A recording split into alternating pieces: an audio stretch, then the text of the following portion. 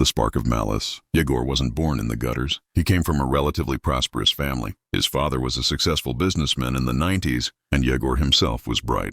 Dangerously so. He had a fascination with how things worked, specifically electronics and chemistry. But while other kids were building radios, Yegor was teaching himself how to manufacture explosives and counterfeit currency. By 2004, he was already on the police radar for making bombs from ammonium, nitrate, and aluminum powder.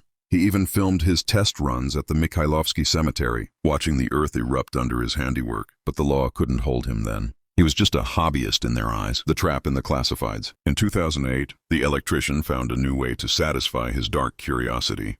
He didn't stalk dark alleys. Instead, he scrolled through the newspapers and the early internet.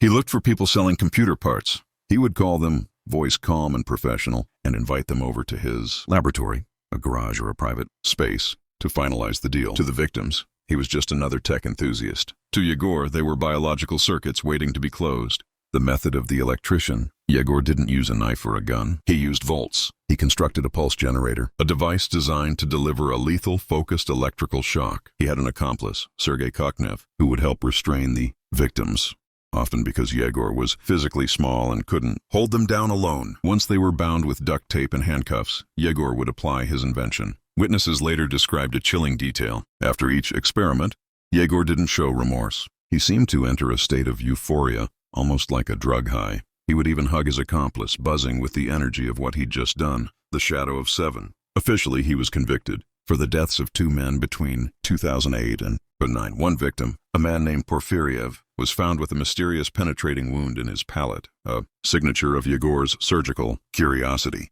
However, investigators suspected he was responsible for at least 7 deaths. The woods around the Sverdlovsk region held his secrets, and his gang eventually led police to hidden caches of equipment and evidence buried in the earth. The twist in the tale: you might think such a man is locked away in a dark cell. But here's the part that keeps people in Yekaterinburg awake at night. Yegor Khabarov was never sent to prison. During his trial, he was found to be suffering from homicidal mania and was declared legally insane. He was sent to a psychiatric hospital for involuntary commitment rather than a penal colony. In Russia, such sentences are reviewed periodically. The fire is dying down now. But remember this: the electrician wasn't a myth. He was a man who saw the human body as nothing more than a series of wires to be cut.